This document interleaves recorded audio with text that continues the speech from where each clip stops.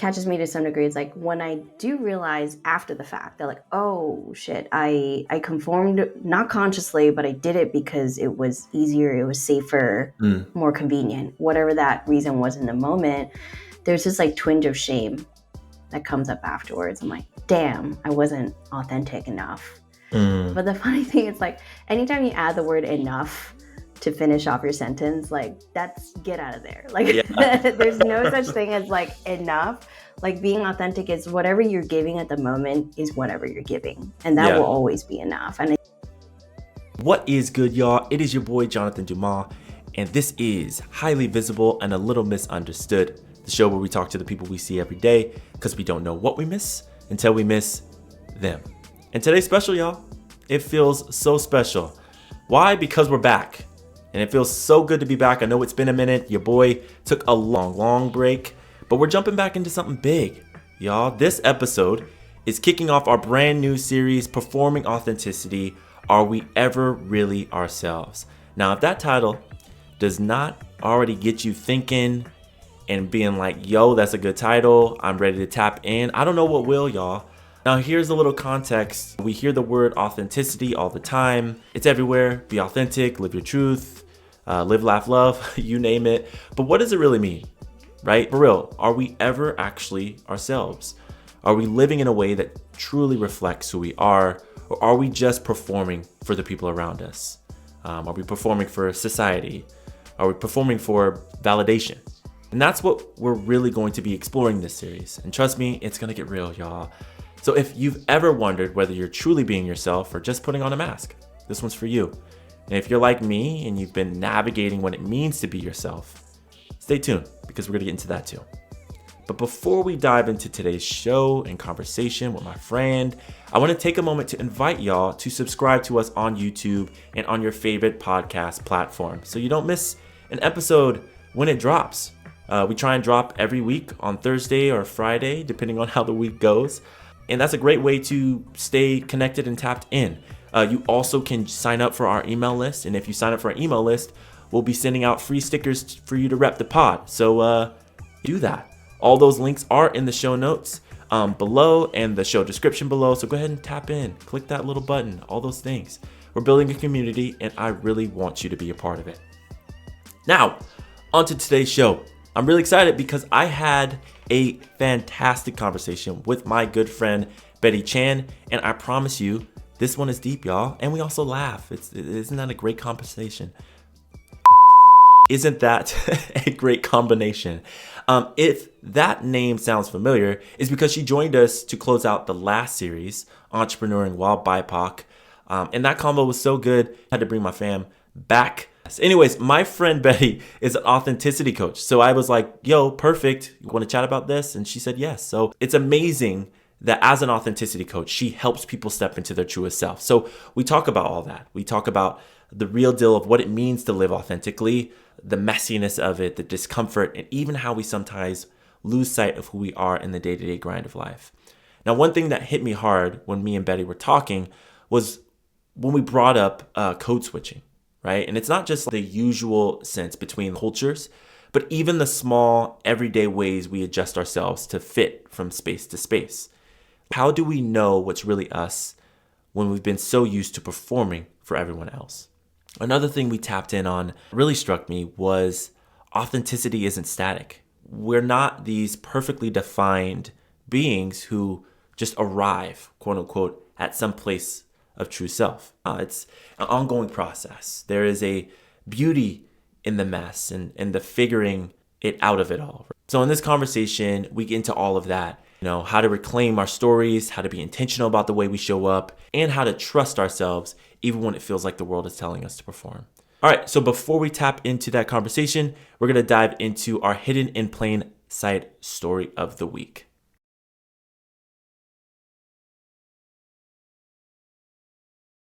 All right, now let's get into this week's story that I want to cover, and it's all about the WNBA. This week, the New York Liberty, congratulations to them. Shout out to them. They won their first ever WNBA championship, defeating the Minnesota Lynx in a thrilling Game 5. And if you are anybody that loves basketball as much as I do, we were blessed.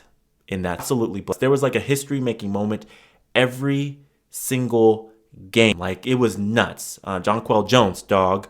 Breonna Stewart, dog. Courtney Williams, dog.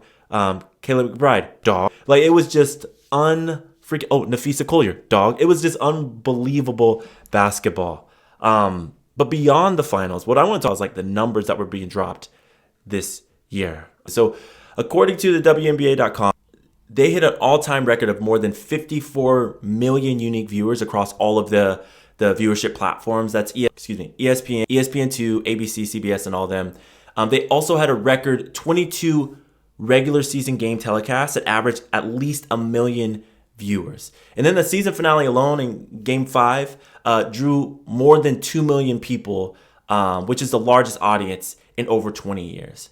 And the league isn't just breaking records for viewership, attendance hit new highs too. So this season saw over 2.3 million fans in the stands, which is up 48% from last season. The Liberty and the Aces in particular were packing arenas, y'all. And speaking of the Aces, according to the Sports Business Journal, they've already sold out their season tickets for 2025 and 2026. That's making them the first team in the WNBA history to sell out of season tickets before the conclusion of the previous year's regular season slate. That's according to Callie Lawson Freeman of the Las Vegas Review-Journal. And that's just incredible, y'all. But let's not forget that this season broke all kinds of records for media engagement and sponsorships. And the W brought in more eyes, more investment, and more support than ever before. And this momentum keeps up, and it will. The W is going to keep growing and keep becoming an even bigger powerhouse. And I'm not saying this, as has been there from the beginning. I'm a new fan as well of the W. I just started tuning in probably 2 or 3 seasons ago. But they have been deserving of this respect. Anybody that's a basketball, like an actual, will watch the W and will be like, game recognized. Anybody that like actually just doesn't care about sports anyways. So if you've been sleeping on the W, it's time to wake up because these athletes are setting a standard, not just for women's basketball, but for basketball in general. The talent, the heart, and now the numbers. This season proves the W is on the rise, and you don't want to miss what's coming next. All right, y'all, let's get to this conversation with Betty. Welcome to the show, Highly Visible and a Little Misunderstood. You're my friend, and you actually have already been here. So for those who are listening on YouTube, who are on audio, your episode was like the last episode we released in the previous one. But because, as everybody knows, this series is on authenticity, I was like, I know the perfect person that I want to talk to about this more specifically. And you came up right away. But for those who are just tapping into this conversation with who you are and everything like that, I would love to just give you the floor to just share who you are in any way that is authentic to you. Wink, wink. That's so good. Ew. Okay, I mean, don't read from my script, Jonathan. Hey, listen, whatever you want to do, fam, that's on you. Yeah, no, that was something I thought about for a long time. Like, is a scripted introduction authentic? But we can dive into that later. For those of you who don't know me, my name is Betty Chan. As Jonathan mentioned, I am an authenticity life coach. I also do facilitation and public speaking as well. And I decided to put my stake on authenticity because I feel like no matter where you come from and what waters you're in, we're constantly struggling to show up just as ourselves. So either you're code switching between cultures, you're code switching, like just going from work and to work, even that on a daily basis starts to erode our own sense of like, okay, what's actually me? Like, how do I actually talk? How do I want to dress? Do I do ums in my sentences, etc.? So just helping folks have a dedicated space to be intentional about their choices and how they want to show up in the world. So that's what I do as an authenticity life coach. Yeah, that's so good. I think all of that I resonate with like so deeply. Hence why we always have great conversations. And especially just trying to figure it out and make that deep connection with self.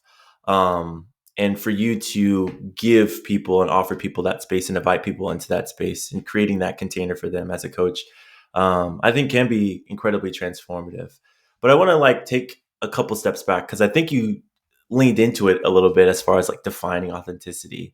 But just as a quick ISO, given for folks who may have missed it, how would you, Betty, define authenticity? Hmm. Oh gosh. Okay. Okay. I have an answer today only because this has been something I've been thinking about for years. And Jonathan, like when we started talking about like, do we want to record together? I think the thing I've always felt is that authenticity is a word that's thrown around a lot, but what do we actually mean by it? Like, do we have actual words to describe what we're looking for from each other? And one thing I realized, like before I came to the word based definition, is that most of us from a body level know what authenticity feels like. Mm, It's a sense of safety, it's a sense of permission. And I think even if you met someone for the first time, you generally get a sense if they're being authentic with you or not. Like we all have that intuition built within us. So I'd say lean on that, like the nonverbal definition of it, like your body will be able to tell you.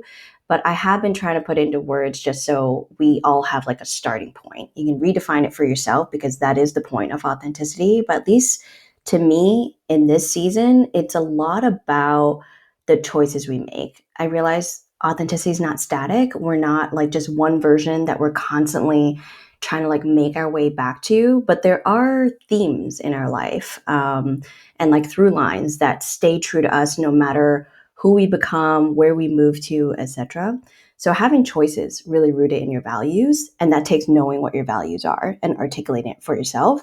mm, And I think that's important because then you're not in indecision. You're not like, oh, am I making the right choice here? Do I need to go back to school? Do I leave this job, etc.? But rather just like you know all your choices are rooted in something that's deeply important to you. So you get to just make that choice and enjoy the direction your mm, life is going towards. And I think a lot of that, it's like it sounds simple. It took me years to even simplify it to that definition because there's so much work that needs to go into it. As I mentioned, you need to know your values. You need to know the experiences and the beliefs that you hold unconsciously and subconsciously of like what is shaping those values and what you choose to hold as your values. And then once you know what those are, then you got to live with it, right? It's like, okay, I mm, made that choice. There's always going to be some sort of impact and consequence. So how do we like trust what comes afterward? How do we trust what we bring into the room? And a lot of it is just embracing the mess of life. I say mess and like it's a good thing. It's not a bad yeah, thing. yeah, Mess yeah, yeah. can, yeah.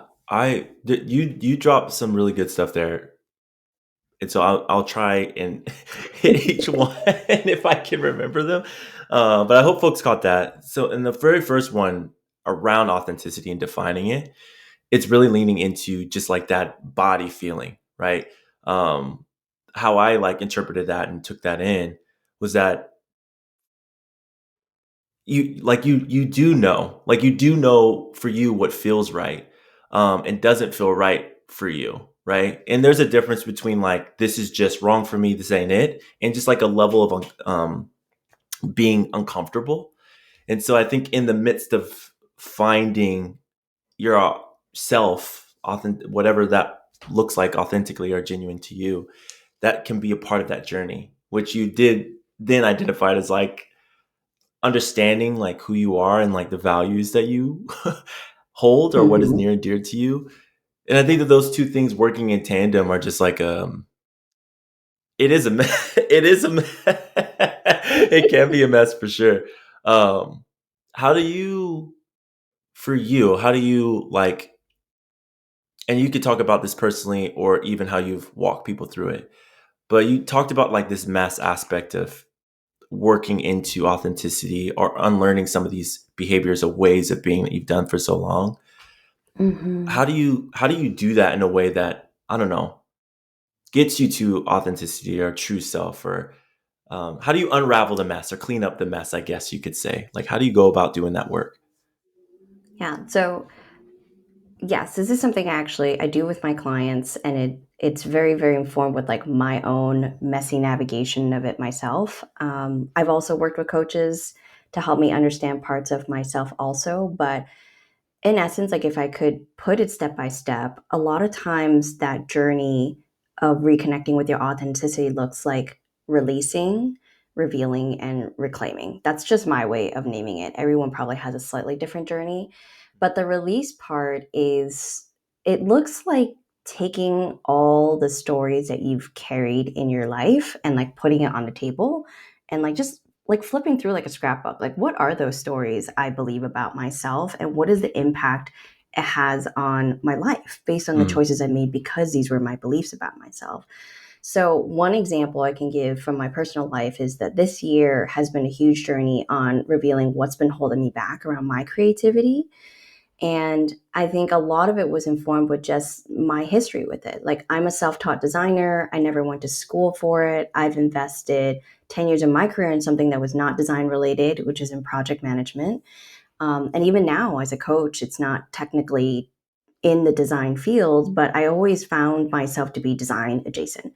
I've been a crafty little kid since I was younger. My dad was a crafty person. I picked up that from him, but it always felt like a hobby or a side thing I was doing. And because I never made it into a full-time job, it wasn't serious enough to become a part of who I am, like an identifier. Mm. But because it's always been there, I was like, why do I keep dismissing this part of it? So this year it's been shaping up because I actually just recently launched my authenticity journal, which is a deconstructed journal Come on of now. 6 different templates. Yeah. I'm so excited about it. It actually launched in early October on my dad's birthday. Kudos to That's so the cool. original crafter in my life. Yes. But it took me 2 years, Jonathan. It took me 2 years to get here, and maybe even longer if I think back to it. But I still clock it to starting off with. I used to share my journal layouts with my clients to kind of just help them support noticing their own patterns between our sessions. And one client was like, I love this so much. I would love to buy it for my friends. Would you consider selling it? And this was 2 years ago. And I was like, oh, that's so sweet. Like, just full stop. I was just like, "Oh, she's just being nice to me." That's it. Like, I did not take that request seriously at all because I didn't believe that I was creative enough or Mm. businessy enough to be able to do a physical product. And then she came back the next year and she's like, "No, seriously, Betty, like I'm running out of Christmas gift ideas. Like, can you sell this thing already so Mm. I could buy it?" And I had to do a lot of discovery this year. Like, what would it mean for me to add this? Like, am I becoming the journal lady, which I don't love because I don't even identify as a journaler. Yeah. And I still want to be a coach. So like, what does that mean? And like, that's the process of revealing too. It's like Mm. now you're introducing new stories into your life. How does that sit with the old stories you have as well? And making those conscious choices. And I realized that my creativity is in service of my coaching. Like the way I do creativity is to bring this like beautiful, simple, practical approach to things. And it's not just for beautification, but it really does declutter. And that's a Mm. lot, that's very similar to the feeling of working with me as a coach. It's like we help declutter the noise in your mind and in your body so that you can hear the truth of what you want. So it does echo each other. And I realized that decluttering, that simplifying is a through line there. And that allowed me to then move into action and make the Mm. choice to launch a journal, hence reclaim. So that's one example of how someone can like navigate through that journey. Yeah, that's really really cool. And another question I have for you is like really how do people identify the barriers that might keep them from, I don't know, trying to live authentically? I think that that would be it. But Mm. you hit one of them, which I've experienced myself, is that belief. Like, can I do this? Am I equipped? Does this make sense? Can this be more than a hobby? Um, and I'm wondering, yeah, I'm wondering if that is a common refrain for people too that are trying to live authentically, because I just know that was a big part of my story. Um, even I just was like to gonna share ask, I something. was like gonna put you in the spot. I was like, what have you noticed? Yeah. Yeah, I think even my own journey as far as like coaching, because like where my heart lies is like supporting Black millennials who want to experience career joy. And so career Mm-hmm. joy, it like is my coin phrase. I because I think that work can Love be it. fun.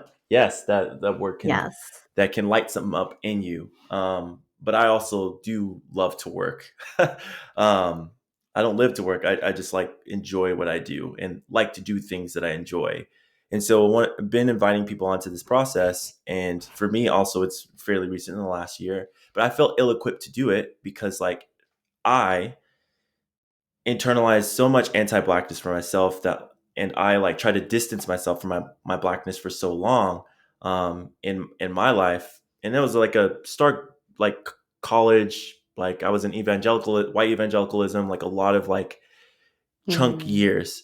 And so like there has been like this reclaiming part. There had to be like an acknowledgement of where I was, a reclaiming part of like, no, like there are people that I say something and they're like, I resonate so deeply with this.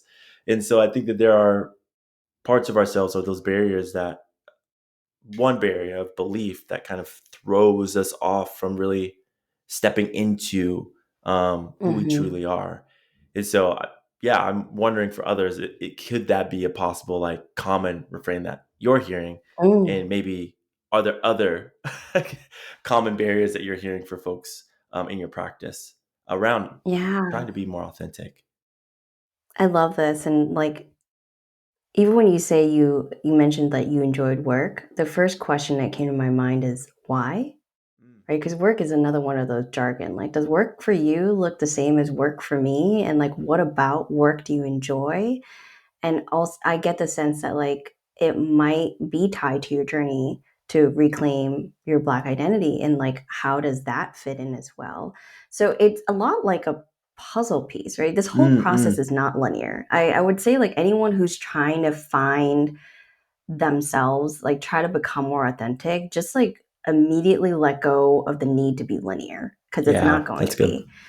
You're going to react to something in the moment, and then it's going to remind you of something deep in your past, and then it's going to inform something further in your future. And it's always going to feel like this like quantum leap situation that happens.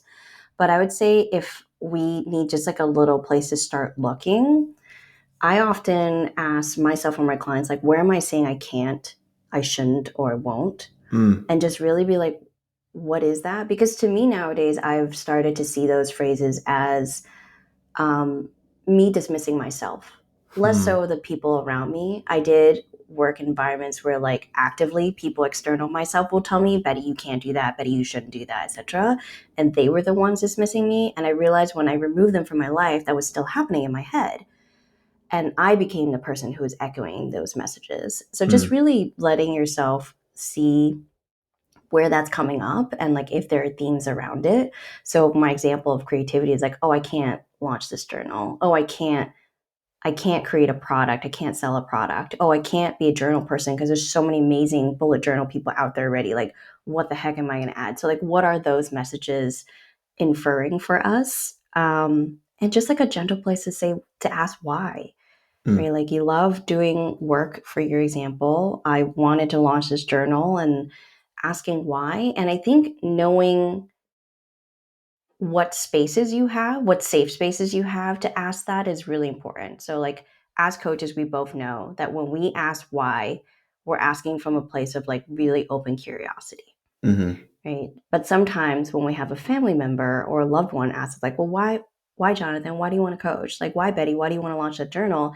It just starts to feel like there's a underlying tone of judgment, whether it's there or not, and yeah, that yeah. shuts off our ability to actually ask that question for real. And if we don't ask that question for real, we're never going to get to the point of what that value is. It's not going to point us to the value.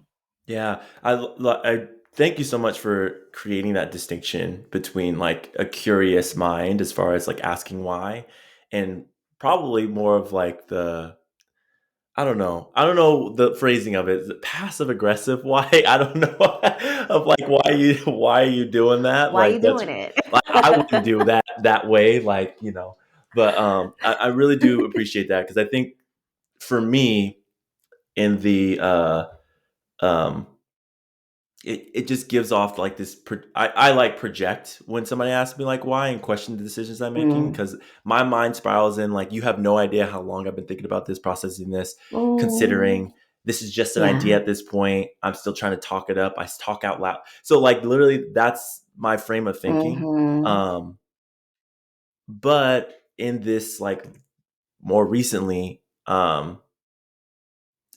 trying to resist the urge to like lean into the energy that they're potentially giving off, or maybe not, maybe I'm projecting, right? And just like leaning Mm-hmm. in and being comfortable with like exploration and curiosity as to what is going on internally has actually Mm-hmm. freed up a lot of like brain space for me to figure it out and explore those feelings and discover like me, right? So I guess for an Mm-hmm. example of like, let's just go there. You asked earlier about like why I like work or enjoy work. I Yeah. think that there's something for me that is like gratifying to, I don't know, do something like and be responsible for accomplishing a thing and like seeing that thing to fruition and working in a team dynamic and we're all supporting each other and getting there, right? Or maybe not, maybe we're Mm-hmm. going up against something, a manager, second manager, or whatever. There's something about that that I've always like enjoyed, um and just knowing that, oh shoot, I'm gonna get paid for it. But I think now that like I can say that like I study work. I'm like a work obsessed. Like, and how do I support people and enjoying what they do more? Is because Mm-hmm. in the U.S. we just work so much, and I think that there's something wrong with us giving so much of ourselves, so much time, so much energy, so much of Mm-hmm. everything of who we are to a place that like drains us of our Yeah. humanity for 8 to 10 hours a It doesn't day. You know? regenerate us. Yeah. Yeah. Yeah. And I just think that there's something wrong with that. And so, like, how do we find those sparkling moments of joy within the places that we're at? And you don't have to be making a lot of money or having this fancy job, whatever. Like, where you are in your space of work that you said, I want to do this job. Like, how do you turn Mm-hmm. those moments into something that you can look forward to? That's something that like lights something in you, that Yeah. is like soul gratifying, whether it's the people Mm-hmm. interactions that you have, or your coworkers, or the literally the work that you're doing, your craft. Mm-hmm. I think that there's something about that that intrigues me, and I'm always wondering like what drives people to do that thing, because Mm-hmm. yeah, when I think about work, I think about people, and I'm fascinated by people who work. Mm-hmm. So like that's my thing around it. So I think before I would just be like I kind of would hold that in of like, oh yeah, I'm just an organizational psychologist, like I'm just like a nerd, whatever, whatever. But now Mm-hmm. I let my joy like shine through when I talk about work because that reframing actually helps people, and that started with Mm-hmm. me giving space to my why as to why I'm obsessed and okay with being obsessed about work. Um, Mm-hmm. long answer, short question, but this is a podcast, so it's perfect. Long form, baby.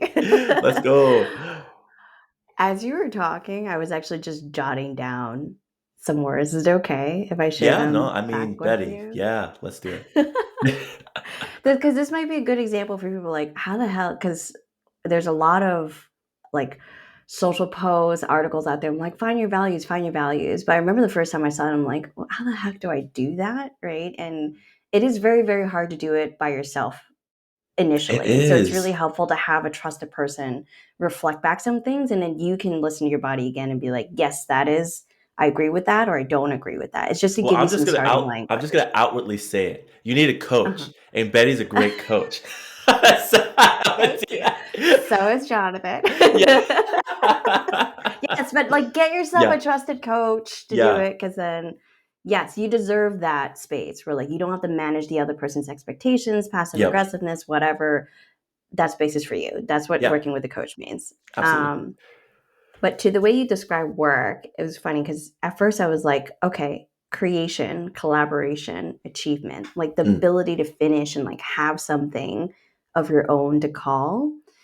And then I dug a layer deeper as I listened to you more. I'm like, okay, it's about people. But then even more, it's like, it's about finding pathways to joy and freedom. Yeah.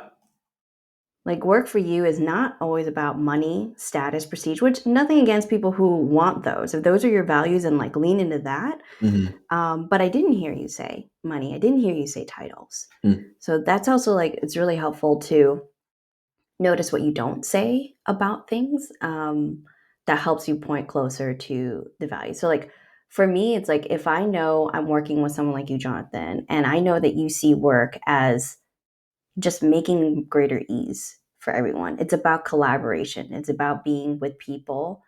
I would be much more compelled to work with you versus someone who's like rah productivity. Let's squeeze the most juice out of everybody, right? So Yeah. outwardly the behavior is the same. We're going to work, we're clocking 9 to 5, but like how we move through those hours and days, like really matters to our energy level, like whether we're just constantly being drained or we're being regenerated by what we do. Um, and also just the people around us.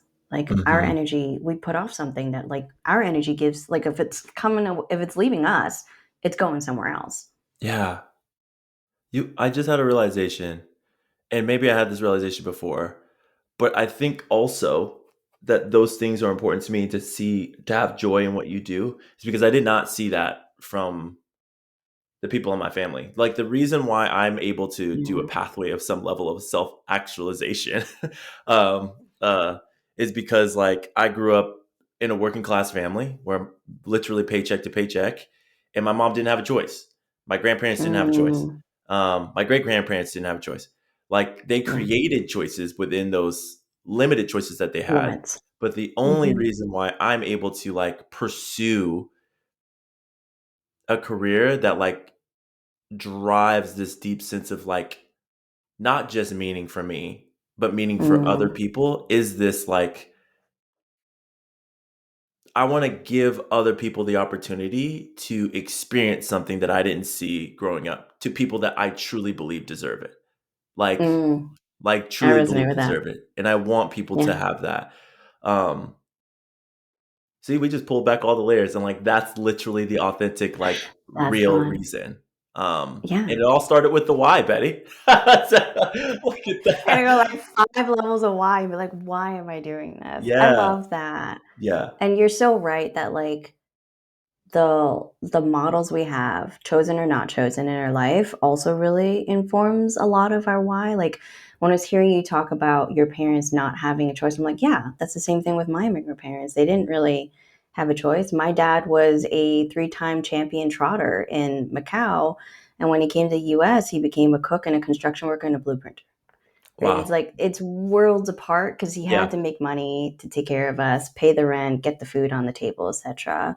And I'm grateful to him for it. Mhm. And even like if I think about how I got to today as a coach, I do have to credit two things that I probably wouldn't have credited. I would probably actively complain about even just like 3 years ago. Mm. Like being an Asian daughter means you're always told not to say what's on your mind, and being in an immigrant Asian family, God, I love them, but Jesus Christ, these people do not talk about the elephant in the room, and it drives me batshit crazy. And I'm like, you guys are yelling at each other through me, and I'm an only daughter, and I Yeah. don't want it. I'm not your Just constantly therapist. being the To each referee. other. Exactly. I'm like, why didn't you give me more siblings so I could defer this work? Or at least we could just leave. That's hilarious. Yeah, Yeah. I was like, trade off, tap in, bro. Yeah. Like help me out here with my parents. Yeah. But yeah, they just don't talk about what's real, and I think similar to you, like I really just want to have those real Mm. conversations. Like small talk I'm fine with. I can talk hours with you on TV shows, but like I don't feel like I'm connected to someone until I know what motivates you. And Mm. that's just a natural place my mind goes to. And that's also a big part of our authenticity is like what motivates you to do what you do, to wake up in the morning, to finish up your day and finish up your work. And like stay in relationship with everything that's around you. So it's one part of like, yeah, that upbringing actually really informed why I am a coach and I stay a coach. And then the other thing that's just like that makes me a good coach is that I'm a very good active listener, not by choice. Because again, being a daughter of immigrants, like you, it's, I mean, being in the Asian culture is like, it's a very high context conversation, right? Like Mm. people don't say things directly. So you have to infer what's meant by the unspoken, the body language, and the silences as well. So that is actually a skill set that I've been nurturing since I was, I don't know, 1 years old, 2 years old, near Mm, people. And it has continued to serve me today, even as a coach. mm. So it's just funny to like see where your influences are. And sometimes like your reaction of like, I don't want that is a really good place to look of like, there's a value there for me. There's a deep seated value there for me. Yeah, like something to unearth. And that, I mean, that goes back to what we talked about around some of the barriers that folks like are experiencing. And I don't see this necessarily as a barrier. I don't know what I would call it, but there's Mm, something there when there's like a level of resistance, or it might that might be like a tender spot. You know what I'm saying? Like mm, you know what I mean? And I think that could be a very good place to explore, especially for folks who, yeah, and having those safe spaces to explore that in a safe mm, container, whether that's a close friend that provides that space or a coach, therapist, whatever. Um, but I don't know, like that's just a really good point that you mentioned earlier, but I like heard again as you shared that, and even some of the stuff that I revealed. Um, I'm trying to find a good way to transition into this, and there was one in my head, but now it's gone. So this is a true, authentic moment of me having a brain fart. But but so I'm just gonna ask it this way. Oh, there it is. There's the thing. So we talked a lot about like even how we identify for ourselves some of the authentic parts of ourselves and how do we explore that, maybe where those parts come from. Um, I'm curious though, as we're doing this work of learning and authenticity and so on. Um, I know for me, there was a lot of conforming that I did growing up, a lot of conforming that I did even when I entered the mm, career field, like career space, whatever. Um, and there's a lot of things that folks are juggling, just trying to survive. And so, for me, as somebody who cherishes authenticity and wants to be real, there is a level of like safety in not necessarily being invisible, but I guess for lack of a better word, being invisible, mm, and being able to like navigate spaces, whether you're um, uh, yeah, whatever like marginalized identity you have, blackness, womanness, non-binary, so on and so mm. forth, right? I think that there's levels of conformity that we Yeah. need sometimes We're out of the sake of encouraged to, survival. too. Yeah, Yeah. exactly. So how would you have the conversation with a client or even for yourself? Like, how do you balance? How should people balance, or how can people balance um, Mm, authenticity with like the pressure to conform in like workspaces or even social media, would you say? yeah. I mean, it's so real and it happens every day, right? Like, even when you quote unquote break free from certain situations that are blatantly asking you to conform, Mm, either by dress code, the way you talk, when you speak, when you don't speak, etc. Like it's everywhere, right? Like as a solopreneur, for me it comes up a lot in social media. It's like, what do I share, what do I not share? mm, How pretty do I make it? How concise do I make it? How like long form, etc. Like it's just it brings up a lot of, do I do this or do I not? Kind of questions. I think it boils down to that stressful indecision that a lot of us feel like we get stuck in sometimes. But the thing that always catches me, yeah, I would say always, to like some degree, a little less nowadays, but catches me to some degree is like when I do realize after the fact that like, oh shit, I conformed not consciously, but I did it because it was easier, it was safer, mm, more convenient, whatever that reason was in the moment. There's this like twinge of shame that comes up afterwards. I'm like, damn, I wasn't authentic enough. mm. But the funny thing is, like, anytime you add the word enough to finish off your sentence, like, that's get out of there. Like, Yeah. there's no such thing as like enough. Like, being authentic is whatever you're giving at the moment is whatever you're giving. And that will Yeah. always be enough. And I think that is just a mindset that is really hard to embrace initially, especially if you come with marginalized identities. But it is one worth continuing to like make space for in your mind and in your heart. And I would say like just notice where you're conforming and like give yourself some grace for doing it because exactly like you said, Jonathan, for a long time we had to do it. We had to do it to just make a living like our parents. We had to do it to get a promotion, to be seen, to be valued. And eventually listen to your body, because your body's going to tell you that you've reached a point of, I've had enough of this living small lifestyle and I don't want to do it anymore.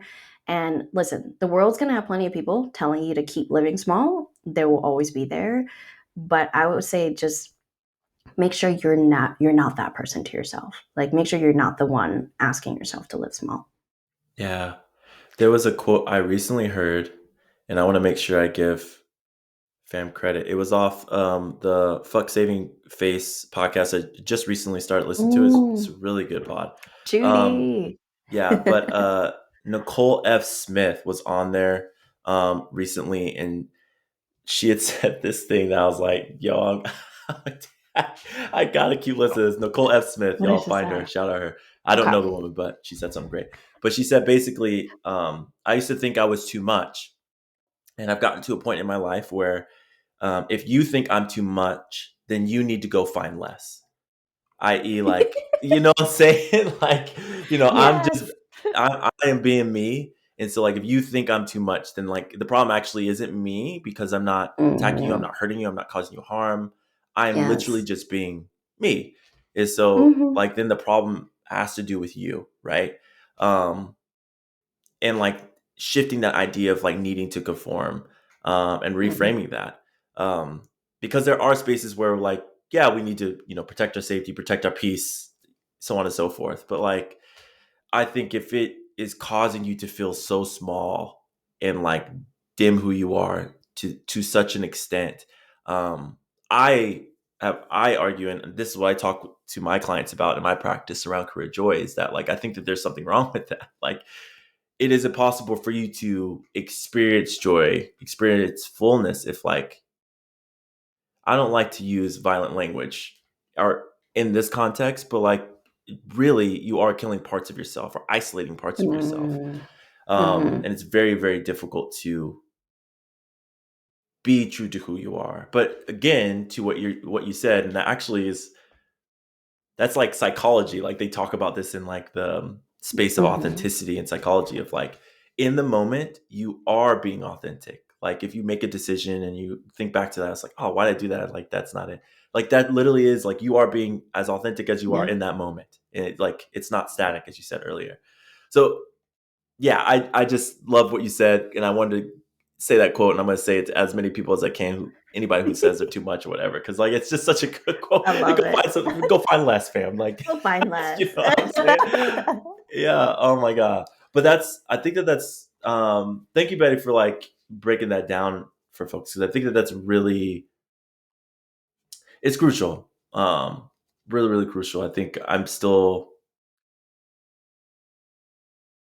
wondering and trying to navigate that for Mm-hmm. myself. And what's interesting is that I was having a conversation with somebody the other day, and I feel like I've become significantly more aware of like projections that I feel from people. So like I don't like listening back to episodes because sometimes I feel like I say the word like too much or whatever. And 9 times out of 10, a lot of people don't catch it, but I think it's my ADD that catches it. And so I used Mm-hmm. to over edit my podcast. Um, and sometimes I feel like I ramble, don't know what I'm talking about. So all these projections actually happen in the midst of conversation. So I don't like listening back. But like Yeah. all those are projections, all of those are ideas. But I feel like all that has started to happen more so after I got out of corporate spaces and started this authenticity, like genuine whatever Mm-hmm. journey. But as my therapist Mm-hmm. says, the more you are attuned and aware of yourself, the more things you're going to be aware of because you just didn't know them before. So it doesn't mean Yeah. that you are on a path of doing things that are wrong or like you're not enough or you're too much or whatever. It's actually you are coming closer to understanding self, which Mm-hmm. I think is a incredible reframe for somebody who constantly overthinks as myself. You Oh my brought up goodness. two thoughts for me. Like one, it's about perspective, which I'll share in a bit, but I did want to point out like your choice of leaving your ums and likes in your podcasts. Mm. And I mean, we're both ramblers. This is the way we're gonna be. We both just like to go on, and Yeah. because we get so excited about our conversations. But I remember one of the first times I listened to your podcast, like before you and I started recording together, and I was like, "This is the guy I want to be in a conversation Mm, with," mm. because he allows space.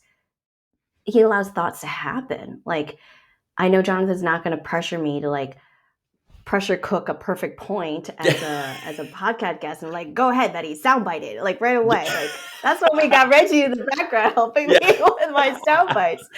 That like you get the freedom to just like stretch to the experience the joy of being in a conversation together. So I just want to acknowledge that like that is an authentic choice. So like allow yourself to leave those things in there. Mm. And even though I hear you, like the real time projection of like as we continue to record comes up and that continues to make it hard to listen back to recordings because that happens to me too. um, you're giving someone else out there permission to be more authentic, to be a Mm. rambler, to use their ums, etc., and just to get to the real point of their thought, like which is really lovely. So I Ah, want to acknowledge shout out to you. that. Thanks, Thank friend. you. I really do appreciate that. Yeah. And a lot of times people have never said anything about my rambling. Like they probably do acknowledge that I ramble. I acknowledge that I ramble. I know that I ramble, y'all. But I mean, you know, Is it rambling if it's all good points? I know if it's is it rambling if it's like dope, am I dropping eyelash, whatever. As we're getting closer to end of time, Betty, I have Mhm. like another question for you. Then I know I want to give you space to share folks where they can find you. Um,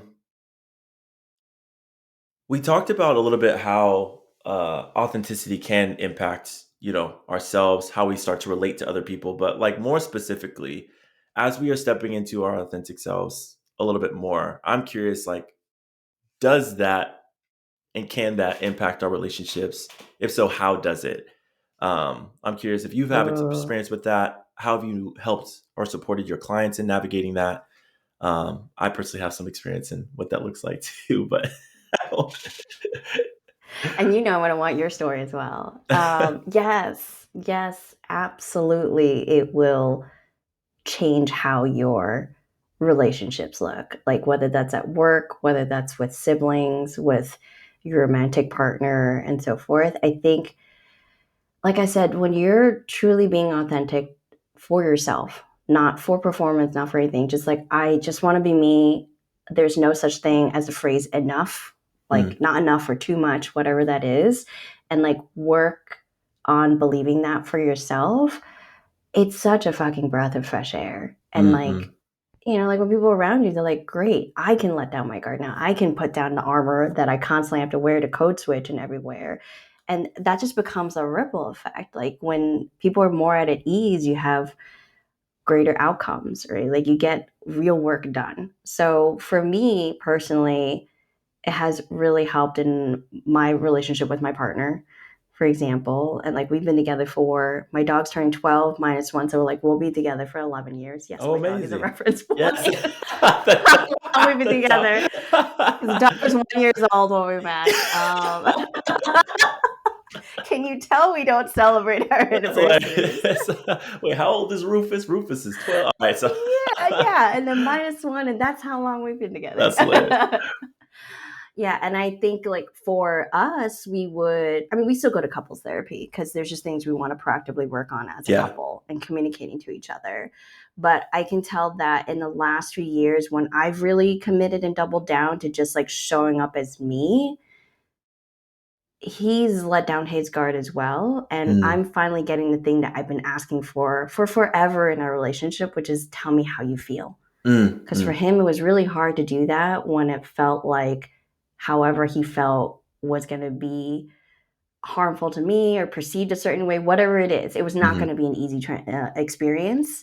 And that understandably left him not wanting to do any of mm, that. So, like, by me expressing and like being sillier, being more lighthearted, because I'm happier with who I am and how I show up, it's been a lot easier for us to communicate in our relationship.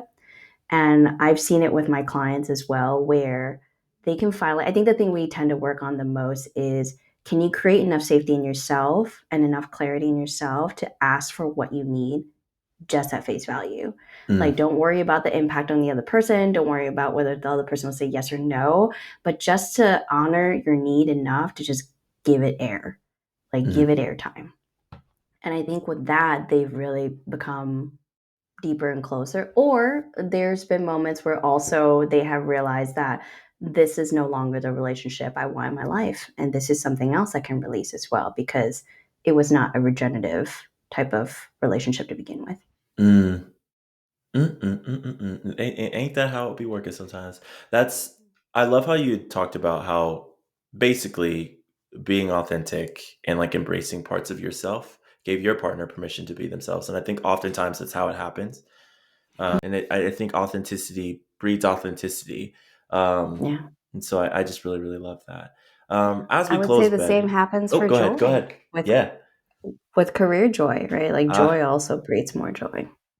it's that's what I'm trying to We do. Betty, are as just we trying to change the world, people. That's all. just a small feat, you know what I mean? One amazing individual at a time. But as we like wrap up, Betty, the last question I would, invite you to answer is um how can or excuse me, what is one bit of advice that you would give someone who has lost touch with their authentic self or are trying to find their authentic self? Hmm. Give yourself grace. Mm, I would say, I know it's not always easy to do. Give yourself grace, and I'll double up on the suggestion is find yourself a coach or a safe space to start that exploration, because doing it on your own is only going to feel harder and will naturally breed a sense of shame of all the things you weren't able to do when it comes to being yourself. And you just brought me back to an insight I wanted to share with everyone is I realized a way that I gave myself grace as I was coming back into my own authenticity, especially if I was putting a stake in it as a coach and in my business. It's just realizing that, like, I haven't had a chance to be myself. I had to be armored up and be someone else for, I'm 37 this year, so like for 35 years of mm, my life. So if I've only been able to quote unquote practice being my true self for the last 2 to 3 years, then of course it's going to be harder, right? Like, I'm new at this skill. I've only been doing it for 2 3 years versus wearing my armor. Conforming and like being palatable has been something I've been practicing actively for 35 years of my life, 34 to 35 years of my life. I can't do math, people. yeah. But it's just recognizing that, like, okay, I'm at the start of this journey, and that's perfectly okay. As long as you continue to stay committed to it, it will pay dividends for the rest of your life. Yeah. Hey, and that is Betty Chan, folks. No, that is really good. I think that that's one of the things that there's a mix of stuff in there that I like think about of like hyperproductivity, um, the need to happen now, Mhm. now, fast pace, all that stuff. That is like we've been socialized to believe in it in the U.S. Yeah. context or more And Western. consistency. Like, if I'm not Yes, this way all the time, then I'm not, and therefore like fake somewhere or yeah, something like that. and then there's Yeah. something wrong with me. I'm not doing this right. Yada yada yada. Right, but that grace Mhm. aspect, the slowing of pace, the going on of the journey, it really actually is a good reframe to hold while we're doing this because like yeah, as you had mentioned multiple times, like there are going to be changes that happen, and sometimes it's going to be a little bit slower, and you're going to feel uncomfortable, and you're going to question why. And I think that there is, yeah, there's just so much that happens when you can just like look back with like an open palm rather than just like ready to, you know, with an openness and an open palm rather than just like a closed offness and just like a Yeah. harshness rather than a level of Yeah. grace. What I So call like you're white knuckling the whole yeah, process. Like, you yeah. gotta let go. Yeah, it's gonna Let be it all go. right, fam. Oh my God. Well, Yeah. Betty, thank you so much for just as always, just like an amazing conversation. We always just talk and it just is wonderful. Where can people find you? How can people connect with you? I want to give space for those who were just like hey, I need to talk with this person. I got to talk to Betty. We're going to tap in. Well, there's quite a few places to find me. I think if you're like me and you prefer that like one-on-one connection, like doing a discovery call with me is probably the best way to approach that. And you can find information on my website at heybettychan.com. It's like saying hi to me, Yeah. heybettychan.com.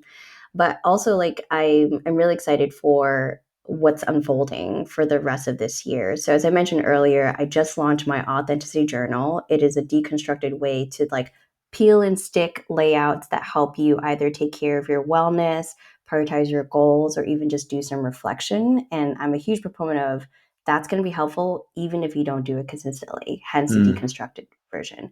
So you can find that also at heybettychan.com/shop if you want to take a look at what the designs are and how you can get them for yourselves. But I'm also going to be introducing what I call BYOJ parties. So bring Ooh. your own journal, where I most likely will announce them on LinkedIn or Instagram. So if you're Okay. following me on either of those places, you'll get the dates that are coming up, where I just want to hold an hour of space for people just to come in, ask questions about the journal if they do, or even if you haven't purchased anything from the authenticity journal and you just want to bring a piece of paper and pen or your laptop, however you want to. It's a space for us to just provide some community and accountability for each other to like slow down in everyday life and just do that reflection or do that planning. And for me, it's always really helpful to like say out loud what I've noticed for myself. So for the folks who want to share in that space, they can be out loud about like, oh, this is what I learned about myself when I reflected on the last month, or like, this is the thing I really want to commit to this month so I could feel like I'm growing into my authenticity. So those will Mm. be coming soon. Nice, nice. And all those links will be in the show notes. Your website, LinkedIn, Instagram, and you also do a good amount of like LinkedIn workshops too that are really, really dope around Yes. authenticity, Yeah. finding self, gentle leadership, as we talked about before. So, Mm-hmm. yeah, great follow, y'all. Seriously. So I'll make sure that all that is in there. Betty, thank you so much for coming through. I truly, truly Mm. appreciate you. You're wonderful. And y'all tap in with Betty. She's dope. Yeah, that's it. I don't have anything else to say. Thank you, Oh, Jonathan. Excited for how the rest of the series will sound. Thank you for having these conversations. absolutely.